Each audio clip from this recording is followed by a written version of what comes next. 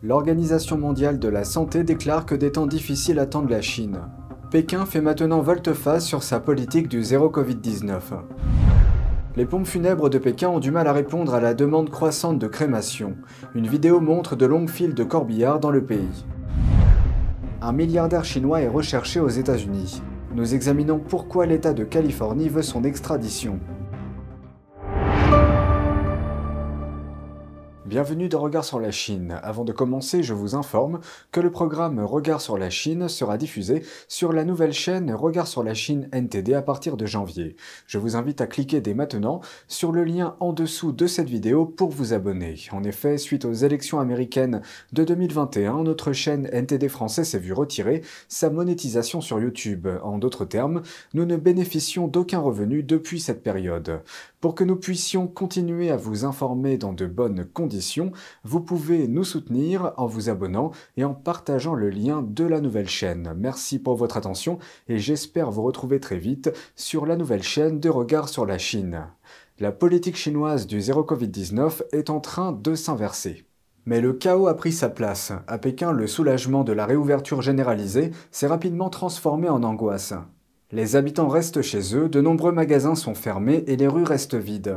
Seules les pharmacies sont occupées, les clients affluent pour acheter des médicaments contre la grippe. Il y a quelques semaines à peine, les responsables du pays vantaient encore les mérites de la politique du zéro Covid-19, la qualifiant de scientifique et devant, je cite, « passer le test de l'histoire ». Avec des mesures draconiennes comme le confinement d'une communauté entière pour une seule infection. Maintenant, soudainement, ils disent que le Covid-19 n'est pas un gros problème. Mais le pays est-il vraiment prêt pour ce changement brutal? Dans les villes chinoises, la confusion règne.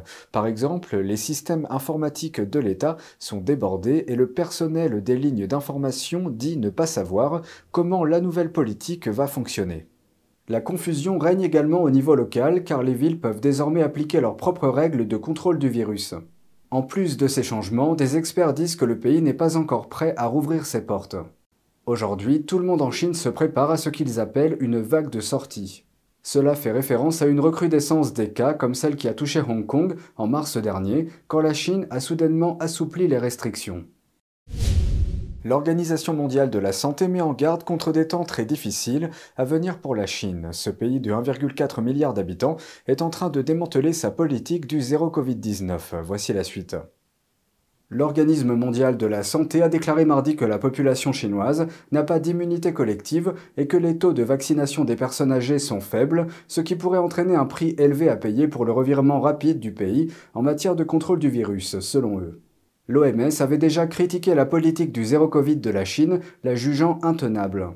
Mercredi, à Pékin, les pharmacies étaient bondées de personnes achetant des médicaments contre la grippe, des kits de test, des choses qui pourraient les aider à les prévenir du Covid chez eux.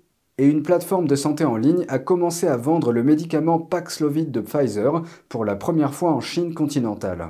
Le médicament a été vendu en un peu plus d'une demi-heure après que sa mise en vente a été signalée. Des signes indiquent qu'une vague d'infection est en train de se former, même si le nombre officiel de nouveaux cas a diminué ces dernières semaines.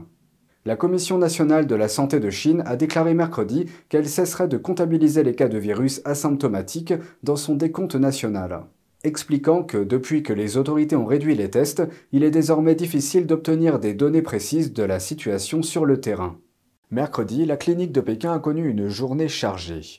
Plusieurs patients ont eu besoin de perfusions et de bouteilles d'oxygène. Le nombre de cas quotidiens a atteint un niveau record en Chine après l'assouplissement des mesures. Plus de 14 000 établissements pour la fièvre ont été ouverts dans les hôpitaux de niveau supérieur à 2, dans tout le pays. Et plus de 33 000 ont été mis en place dans les hôpitaux communautaires. Les hôpitaux du pays sont également confrontés à des problèmes de personnel, tandis que les demandes de renseignements ont été multipliées par 6. Les pompes funèbres sont très occupées, fonctionnant 24 heures sur 24 à Pékin. La capitale chinoise a connu une recrudescence des cas de Covid-19 alors que le pays rouvre ses portes. Une vidéo en ligne montre des corbillards en file sur une grande distance devant un funérarium de la ville. 现在这些车辆已经到长安街了。完了这都是寄存的，你还别说约火化，你存都存不了，你更何况去火化了。你瞅瞅这车，这昨天开始排的，不是说今天。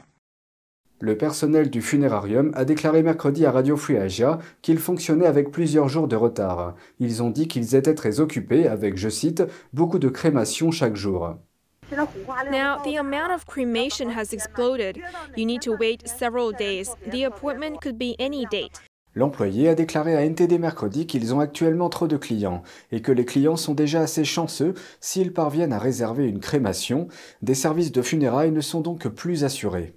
De plus, un hôpital de Pékin s'est plaint dans un message sur les réseaux sociaux du manque de chambres froides pour les corps. Selon ce message, les salons funéraires de la ville souffrent d'une grave pénurie de personnel en raison de contamination. Ajoutant qu'en plus de la récente augmentation du nombre de décès dans la ville, les crémations sont maintenant programmées dans un délai de 5 à 7 jours. Une internaute chinoise s'est également exprimée en ligne, disant que son père est décédé chez lui à Pékin, mais qu'elle n'a pu obtenir que les pompes funèbres de la ville conservent son corps. Plus tôt la semaine dernière, la ville a lancé une directive officielle. Il y est écrit « Les établissements médicaux doivent contacter le salon funéraire dans les 2 heures suivant le décès pour organiser la crémation et aucun service de funérailles ne sera organisé ». Un milliardaire chinois est recherché aux États-Unis. Il est accusé d'avoir corrompu des fonctionnaires à San Francisco. Zhang Li est coprésident du promoteur chinois R&F. Le district nord de la Californie a émis un mandat d'arrêt à son encontre, affirmant qu'il a fourni un banquet et un hébergement à l'hôtel à l'ancien chef des affaires publiques de San Francisco lorsque celui-ci était en visite en Chine entre 2015 et 2020. Zhang avait pour objectif d'obtenir des permis pour un projet de construction. Zhang a été arrêté au Royaume-Uni et risque maintenant d'être extradé vers les États-Unis. Un autre promoteur immobilier chinois milliardaire a été reconnu coupable le mois dernier d'avoir corrompu un fonctionnaire de Los Angeles en 2010. Sa société a été reconnue coupable d'avoir versé plus d'1 million de dollars en pots de vin. L'argent a été versé à José Huizar, ancien conseiller municipal de Los Angeles, afin d'obtenir l'autorisation de construire un gratte-ciel de 77 étages. À Hong Kong, un responsable souhaite que Google modifie les résultats de ses recherches. Le chef de l'exécutif de Hong Kong, John Lee, déclare qu'il va pousser Google à afficher l'hymne national chinois en tête des résultats de recherche. Et Google réagit. Voici la suite. Le chef de la sécurité de la ville, Chris Tang, a déclaré que Google avait repoussé leur demande. Les commentaires de Lee font suite à plusieurs grands événements sportifs au cours desquels la chanson de protestation pro-démocratique « Gloire à Hong Kong » a été diffusée à la place de l'hymne national chinois. « Gloire à Hong Kong » est devenue populaire pendant les mois de manifestations anti-gouvernementales de 2019. La chanson a été interdite alors que les autorités réprimaient la dissidence. Le slogan de protestation populaire « Libérez Hong Kong, la révolution de notre temps » fait partie des paroles de « Gloire à Hong Kong ». Les autorités ont déclaré que ces paroles étaient séparatistes et subversives. Cela peut nécessiter quelques explications.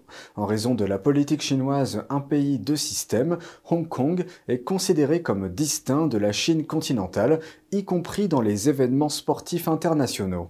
Les athlètes de Hong Kong participent aux compétitions sous le nom de Hong Kong. Lorsque l'un d'entre eux remporte une médaille d'or, c'est l'hymne chinois qui est censé être joué. Mais lors d'une manifestation sportive organisée récemment en Corée, le personnel chargé de l'événement a cherché sur Google l'hymne de Hong Kong et a choisi celui qui figurait en tête de liste, la chanson de protestation « Gloire à Hong Kong ». Et sur Wikipédia, cette chanson peut être vue sous « Hymne national de Hong Kong ». C'est tout pour aujourd'hui, merci d'avoir suivi Regard sur la Chine, on se retrouve demain pour une nouvelle émission, prenez soin de vous et à bientôt.